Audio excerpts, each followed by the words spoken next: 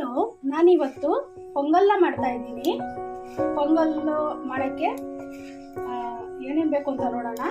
ಇದು ಹೆಚ್ಚು ಪಾಲಿಶ್ ಆಗದೆ ಇರೋ ಅಕ್ಕಿ. ಇದ್ರೊಳಗೆ ನಾನು ಆಲ್ರೆಡಿ ಒಂದು 3-4 ಸರಿ ಪೊಂಗಲ್ ಮಾಡ್ಕೊತಿದ್ದೀನಿ. ಇದು ಸ್ವಲ್ಪ ಸ್ವೀಟಾಗಿರುತ್ತೆ, ಚೆನ್ನಾಗಿರುತ್ತೆ. ಪೊಂಗಲ್ ಮಾಡೋಕ್ಕೆ ತುಂಬ ಏರ್ಮಡಿಸಿದ ಅಕ್ಕಿ ಥರನೇ ಇದೆ. ನೀವು ನಿಮ್ಮನೇಲಿ ನೀವು ಬಳಸುವಂಥ ಅಕ್ಕಿ ಯಾವುದೇ ಆಗಿರಲಿ ಅದರೊಳಗೆ ಮಾಡಿಕೊಂಡು ತಿನ್ನಿರಿ, ತುಂಬ ಚೆನ್ನಾಗಿರುತ್ತೆ. ನಾನು ಮಾಡೋ ವಿಧಾನನ ತೋರಿಸ್ತೀನಿ, ಬನ್ನಿ. ಇದಕ್ಕೆ ನಾನು ಅಕ್ಕಿನ ತೊಳೆದು ಇಟ್ಕೊಂಡಿದ್ದೀನಿ. 1 ಕಪ್ ಅಕ್ಕಿ ತೊಗೊಂಡಿದ್ದೀನಿ ಅದೇ ಬಟ್ಲಲ್ಲಿ. ಮತ್ತು ಗೋಡಂಬಿ ದ್ರಾಕ್ಷಿ ತೊಗೊಂಡಿದ್ದೀನಿ. ನಾನು ಗೋಡಂಬಿ ಕೆಟ್ಟೋಗುತ್ತೆ ಅಂತ ಸ್ವಲ್ಪ ಹುರಿದಿಟ್ಕೊಂಡಿದ್ದೀನಿ. ದ್ರಾಕ್ಷಿ, ಸ್ವಲ್ಪ ಹಸಿ ಕೊಬ್ಬರಿ, ಬೆಲ್ಲ, ಏಲಕ್ಕಿ ಮತ್ತು ತುಪ್ಪ. ಬನ್ನಿ ಹೇಗೆ ಮಾಡೋದು ಅಂತ ಶುರು ಮಾಡೋಣ. ಮೀಡಿಯಮ್ ಉರಿಲಿ ಪಾತ್ರೆ ಇಟ್ಟಿದ್ದೀನಿ. ಇದಕ್ಕೆ ನಾನೀಗ ತುಪ್ಪ ಹಾಕ್ತಾ ಇದ್ದೀನಿ.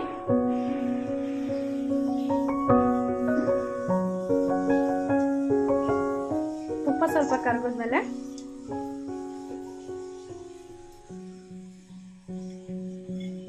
ದ್ರಾಕ್ಷಿ ಮತ್ತು ಗೋಡಂಬಿ ಹಾಕ್ತಾ ಇದ್ದೀನಿ.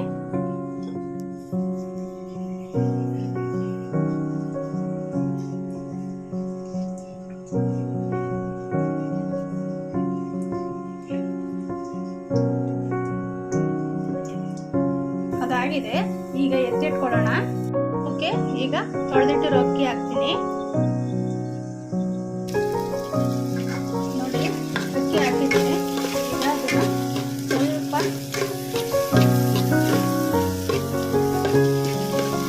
ಮಾತ್ರ ಫ್ರೈ ಆಗಿದೆ, ಒಳ್ಳೆ ಕವ ಇರುತ್ತೆ.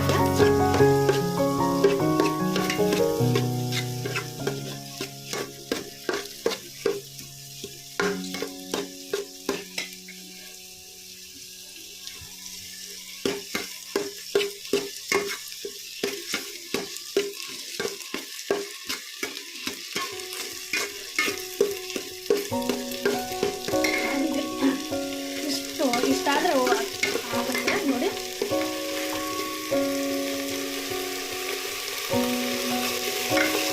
ಈಗ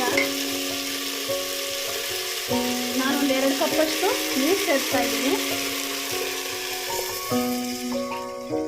ಪೊಂಗಲೆಲ್ಲ ಸ್ವಲ್ಪ ತೆಳ್ಳಗಿದ್ರೇ ತುಂಬ ಚೆನ್ನಾಗಿರುತ್ತೆ.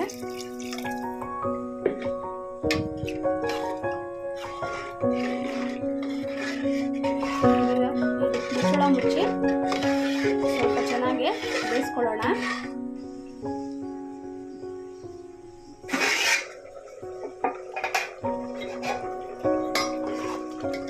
ನೋಡಿ, 3/4 ಭಾಗ ಆಗ್ಬಿಟ್ಟಿದೆ ರೈಸು. ಈ ಸಮಯದಲ್ಲಿ ನಾನು ಬೆಲ್ಲ ಹಾಕ್ತಾ ಇದ್ದೀನಿ.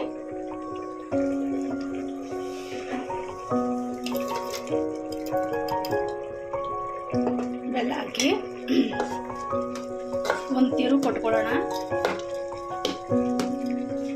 ಅಕ್ಕಿ ಎಲ್ಲ ಬೆಲ್ಲದಲ್ಲಿ ಸ್ವಲ್ಪ ಬೆರೀಲಿ. ಅದೇ ಗಂಟ ಮತ್ತೆ ಮುಚ್ಚಿ ಕಡಿಮೆ ಉರಿಲಿ ಬೇಯಿಸೋಣ. ನೋಡಿ, ಬೆಲ್ಲ ಎಲ್ಲ ಕರಗಿ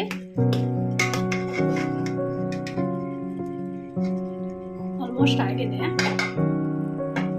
ಈ ಟೈಮಲ್ಲಿ ನಾನು ಹಸಿ ಕೊಬ್ಬರಿ ತುರಿನ ಹಾಕ್ತಾ ಇದ್ದೀನಿ.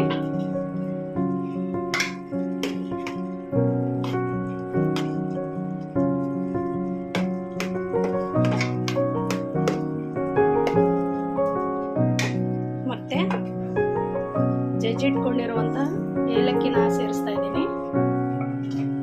ಈಗ ಒಂದು ಒಳ್ಳೆ ತಿರುವು ಕೊಟ್ಟು ಸಣ್ಣ ಉರಿಲಿ ಮುಚ್ಚಿಡೋಣ.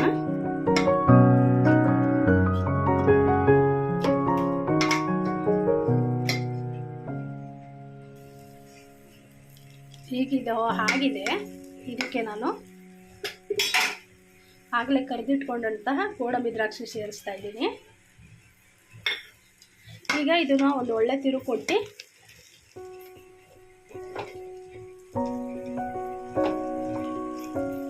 ಟೇಸ್ಟ್ ಮಾಡೋಕ್ಕೆ ಹಾಕೊಳ್ಳೋಣ. ನೋಡಿ, ರುಚಿಯಾದ ಸಿಹಿಯಾದ ಪೊಂಗಲ್ಲು ರೆಡಿಯಾಗಿದೆ. ನೀವು ಮಾಡಿ ತಿಂದು ಟೇಸ್ಟ್ ಮಾಡಿ ಹೇಗಿತ್ತು ಅಂತ ಕಾಮೆಂಟ್ ಮಾಡಿ. ನಿಮ್ಮ ಕಾಮೆಂಟೇ ನಮಗೆ ಸ್ಫೂರ್ತಿ. ಹಾಗೆಯೇ ಸಬ್ಸ್ಕ್ರೈಬ್ ಆಗೋದನ್ನ ಮರಿಬೇಡ್ರಿ. ಹೆಚ್ಚೆಚ್ಚು ವಿಡಿಯೋ ಮಾಡಲು ನೀವು ಸಬ್ಸ್ಕ್ರೈಬ್ ಆದರೆ ಮಾತ್ರನೇ ಸಾಧ್ಯ ಆಗೋದು ಅಂತ ಹೇಳ್ತಾ ನನ್ನ ಮಾತನ್ನ ಮುಗಿಸ್ತಾ ಇದ್ದೀನಿ. ಈ ವಿಡಿಯೋನ ಮುಗಿಸ್ತಾ ಇದ್ದೀನಿ. ಎಲ್ಲರಿಗೂ ನಮಸ್ಕಾರ.